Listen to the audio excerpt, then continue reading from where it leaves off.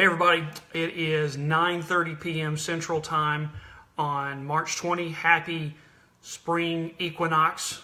Always a good day. Means summer is getting here and it's going to get warm again, and that always makes me happy. Tough day here in Austin, as you might imagine. Lots going on, lots of news right now, and unfortunately the news just continues to pour in. I just want to highlight a few things that I've heard throughout the day, and then I really want to start a discussion with you in terms of what we're supposed to be doing moving forward. Just some various data points I heard throughout the day. One of the young men who was involved in the incident on the Greenbelt down in Travis Country, it was reported that he had an arterial laceration. That's very serious. Fortunately, he's going to be okay, but he had shrapnel in his knees. These are obviously life-threatening and life-changing injuries that these people are suffering. And so when we hear these reports of so-and-so being treated and released, that's good news, but we've had at least 2 people who were killed by this, and others who are being seriously injured, probably with injuries that will last them perhaps a lifetime.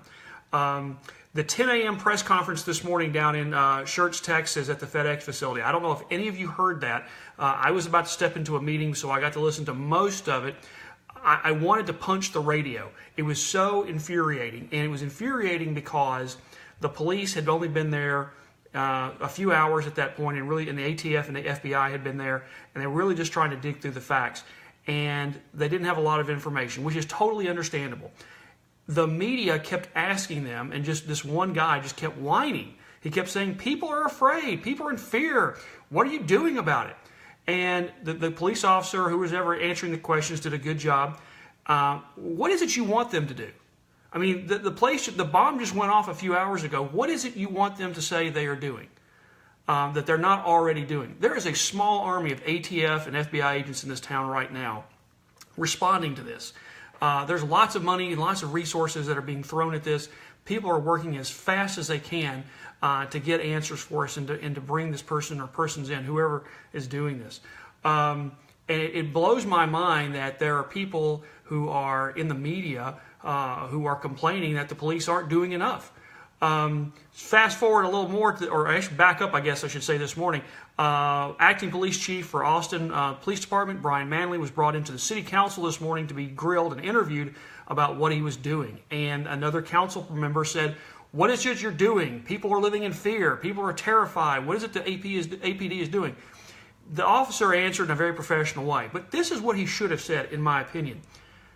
The department came to you a while back and said, we are 300 police officers short for a city this size. We need funding, more funding, to put 300 more officers on the street. Can you imagine, if you are Austin Police Department right now, how exhausted you must be? I heard just a few minutes ago, in the last 24 hours, APD has received 420 calls for suspicious packages. So think about this. In addition to all the accidents that they have to write accident reports for, the typical stuff, the reports of domestic disturbances they have to respond to, they've had to respond to 420 suspicious packages. On a typical day, I have heard it may be 1 or 2. So the demand for their services and their time has been increased exponentially. They're exhausted. I don't know what it is that our political leaders and the media wants the police department and FBI and ATF to do any faster than they're doing it right now.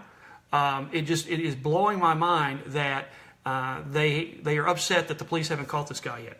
It is obvious. I say it's a guy. I assume it's a male. I mean, statistically, it's a male. Maybe it's a woman. I don't know. But I'm going to refer to him as a guy. Sorry. And maybe more than one, for all we know. This individual certainly has a fair amount of expertise, if not a great amount of expertise. This is really scary stuff. And the most recent explosion at the Goodwill down in South Austin, the local Fox affiliate is reporting in the last 15 to 20 minutes that is in fact related to these bombings. There was some debate back and forth in the media. It was related, it was not related because it was a different type of device. APD has apparently affirmatively come out within the last 30 minutes and said that explosion at the Goodwill is in fact related. Different type of device. This is what I think is really upsetting and really concerning to the law enforcement experts, is because whoever is doing this, or whatever group is doing this, they are able to use different tactics and techniques. Now, if there's any good news from today, they do have surveillance video of someone dropping off the 2 packages at the FedEx drop-off place in South Austin.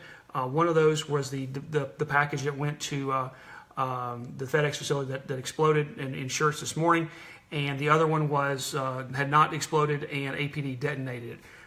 That's the good news, is that they have now been able to at least pull one device together, and maybe they can get some information about how these things are being constructed. And they have video, perhaps, of the person who dropped off the bomb. Now, I have to think that if someone is as good as this individual or persons are about making these and about setting these and not getting caught, that person did not go into a FedEx facility to drop this off. Perhaps some unknowing soul was asked, paid $20, hey, can you go drop these boxes off for me? Who knows what the truth is? It would surprise me if this individual got that sloppy this soon, but perhaps that's what happened. We hope that it provides meaningful evidence and clues to the law enforcement agencies that are responding to this. So everyone is on social media saying, and the media is saying, what's driving this? Why are they doing this? Why is this person doing this and hurting people? We don't know. We will know in due time, I think. We will find out if once they catch this individual, and they will, we'll have all sorts of opportunities to really understand what's driving this individual's motives. But I would submit to you that rather than us worrying about why they are doing this, right now it doesn't matter. What matters is, what are you and I going to do moving forward so that we reduce the risk of us being injured or people we know being injured for this. So a couple of things I just wanted to share with you, and then I want you to tell me what you think and what you think we ought to be doing as individuals and as families and as co-workers. Be ready at work. There was an individual, an expert being interviewed on the television station I was watching a few minutes ago, and he was suggesting a couple of things. First thing is, evaluate the most likely risk to your business. Maybe it's a package bomb, or maybe it's just severe weather, maybe it's an injury on the job. Figure out what those most likely things are, and then develop plans to deal with them. It's amazing when I go into even sometimes insurance companies, and I say, when I do presentations on the subject of workplace safety and security, and I say, where's your nearest AED, defibrillator? Where's your nearest fire extinguisher? And sometimes people say, well, I don't know. We ain't got one. Get one. Figure out what you need in terms of supplies. Do you have a first aid kit at work? I kept one in my desk for years because I just wanted to be ready for that sort of thing. And I know it's fun and sexy to think about, what happens if we have like a anthrax exposure or Ebola exposure at work? Well, that may be kind of fun to war game, but the reality is you're more likely to have somebody have a heart attack or a stroke or have some sort of injury in the workplace, as opposed to catching some sort of really bad contagious disease from Africa or Asia, or the Asian flu or whatever. Be prepared for the more common yet still serious threats. FEMA puts out a really good brochure. If you Google FEMA, Are You Ready for Business?, teaching people how to be better prepared in the business for disasters and for emergencies and workplace violence and those sorts of things. So that's a free download. You can do that. You can do some of these things on your own, even if your employer is not inclined to do it.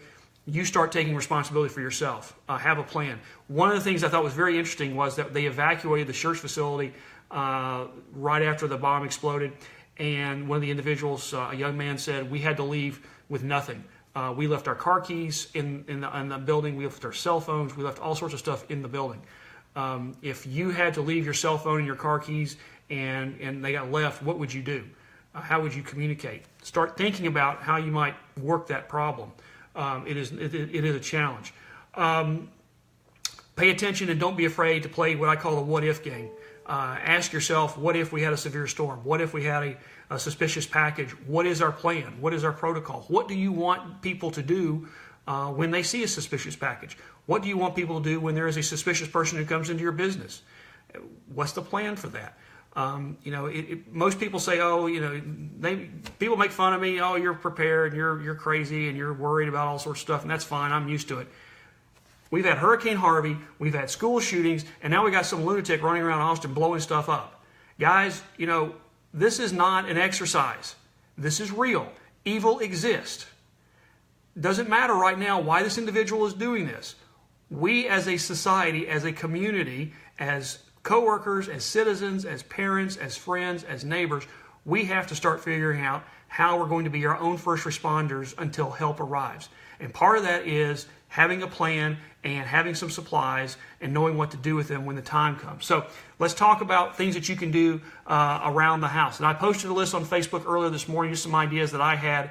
I'm always amazed at the number of people who have not had a CPR class or first aid class recently. If, God forbid, this happens in front of you and somebody gets shrapnel in their leg or has a medical emergency because of one of these bombs, do you know enough first aid to at least provide initial treatment until help arrives? That's something we all need to be doing, and not just because there's a bomber, but because there's somebody who has a heart attack in front of us, or a stroke, or has a diabetic emergency. These are things we can all learn to do. Learn how to use a fire extinguisher. When was the last time you checked your smoke detectors? When was the last time you tested the batteries in those things? These security systems, these camera systems, I did not realize just how ubiquitous these things are becoming. And it's amazing the number of people who have installed these, and I think it's a great idea. We have it here at our house, and the price points of these things are coming down dramatically. And this is something that for many people they can install themselves. So start looking at getting some sort of security system, upgraded security system, particularly one with some sort of surveillance and camera feature on it. I think that would be helpful.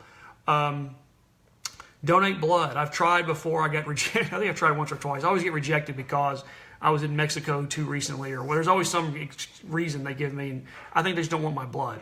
But if you're able to do so, that's a great way to help other people in times of trouble, particularly when we have so many medical emergencies going on right now. Get a weather radio. We had 5-inch hail in Bastrop County just over the weekend. Record-breaking hail, 5-inch hail, massive. We're just now starting storm season. These storm seasons are going to continue to come and go. We're going to have severe weather. We're going to have more hurricanes. We're going to have these things. Start getting prepared now.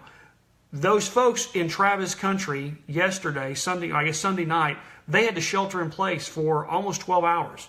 If you had to shelter in place for 12 hours, 24 hours, and you were told you cannot leave your house because of this ongoing crime investigation, because it's not safe, because there may be more bombs and more tripwires, could you do it? Would you have enough food in your house? Would you have enough water in your house? Would you have enough whatever in your house to shelter in place for 24, 48, 72 hours? Those sorts of things. Start making this a priority. Make it a priority this weekend.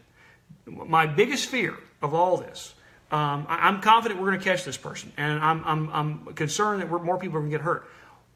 What I'm also concerned about is people are going to, once we catch this guy and the bombing stop, all of a sudden people are going to let their guard down and we're going to go back to life as usual, and we won't have learned a damn thing.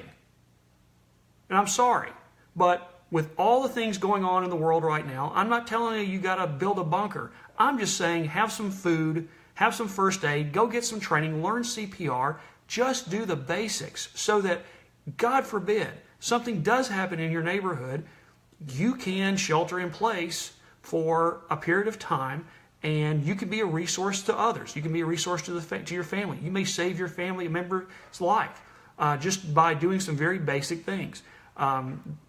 Think about right now, if you had a police emergency right now, if you're in Austin, what do you think the response time is going to be? It's going to be a long time. You know what? Because they're out chasing this bomber. They're out barricading the local Goodwill store because somebody dropped off an incendiary device there. They're tied up. They're busy. We're 300 cops short, as I mentioned earlier.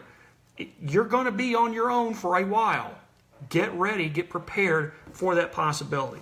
Okay, I think that's all I've got. Last thing I'll say before I look at comments. If you are a person of faith,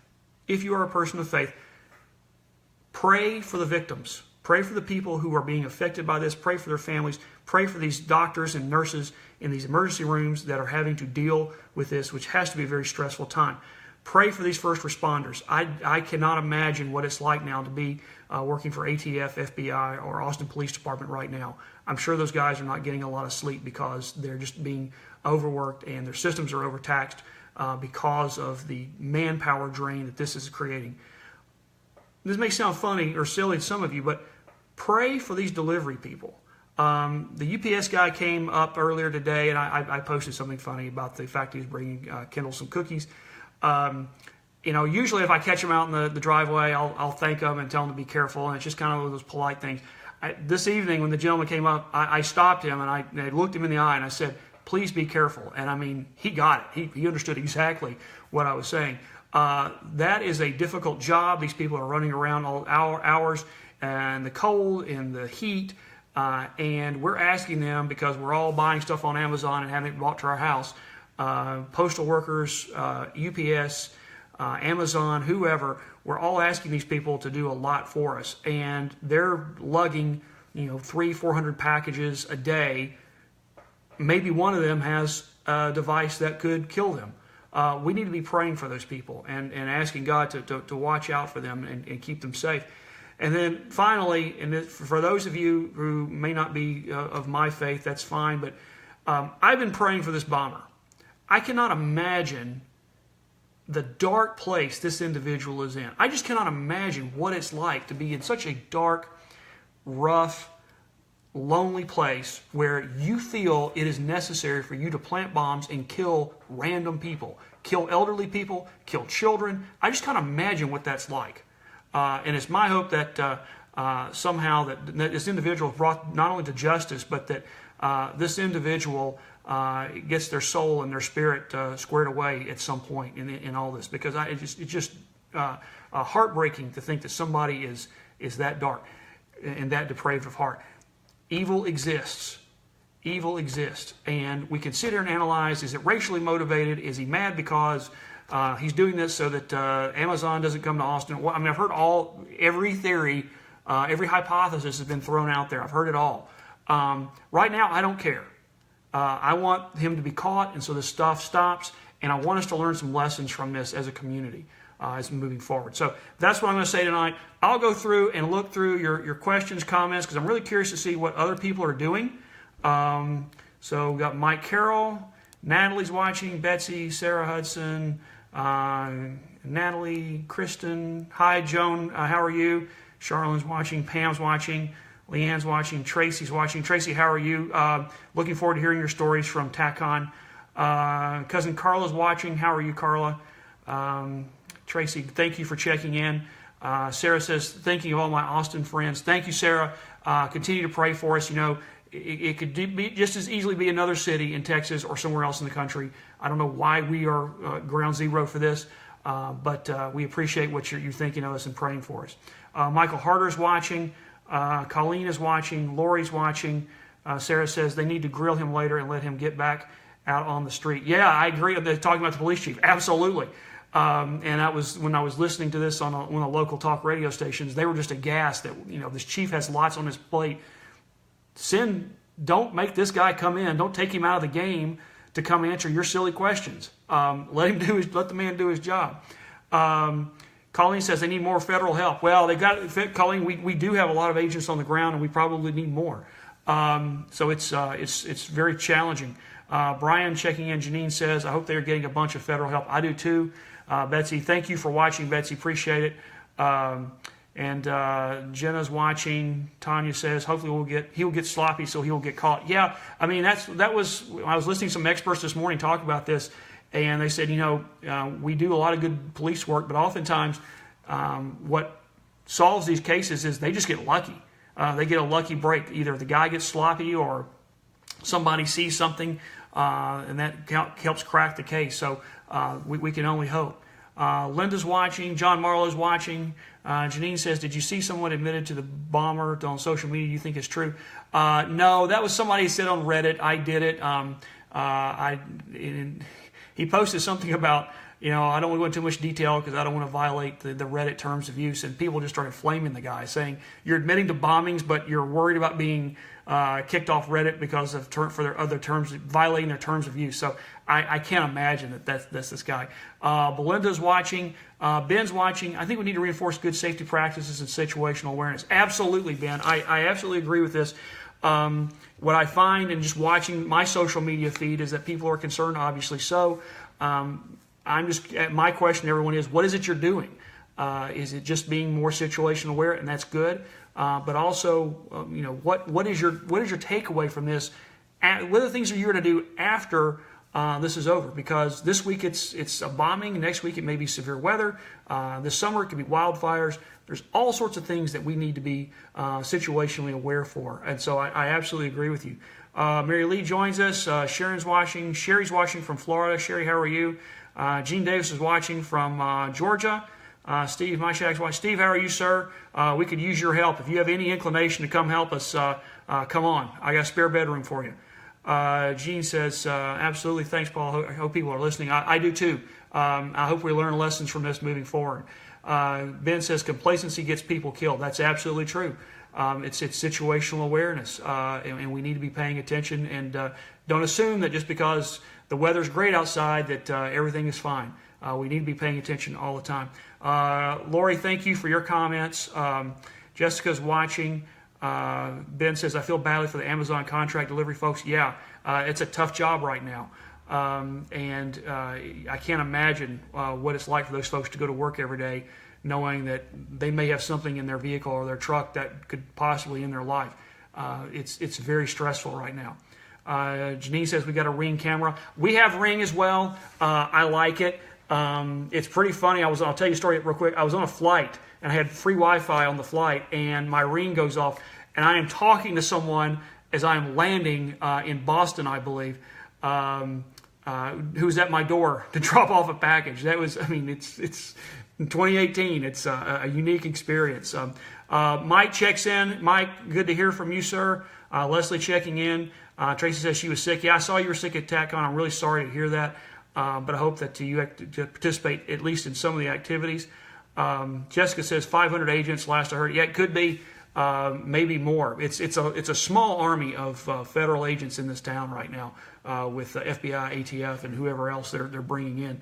Austin checking in from Ole Miss. Good to hear from you, sir. Montine, thank you. Got your note, and praying for you and your family. Kathy's also watching from Shelbyville. Kathy, thank you for checking in. I think that's all the comments.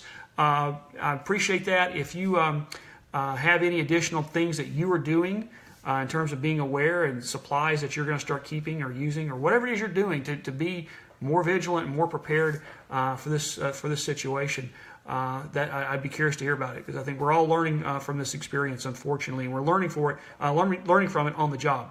That's the frustrating thing. So thank you guys for watching, and as I learn new things, if I think of something that you may benefit from, I'll be happy to share it. Appreciate y'all watching. Stay safe out there.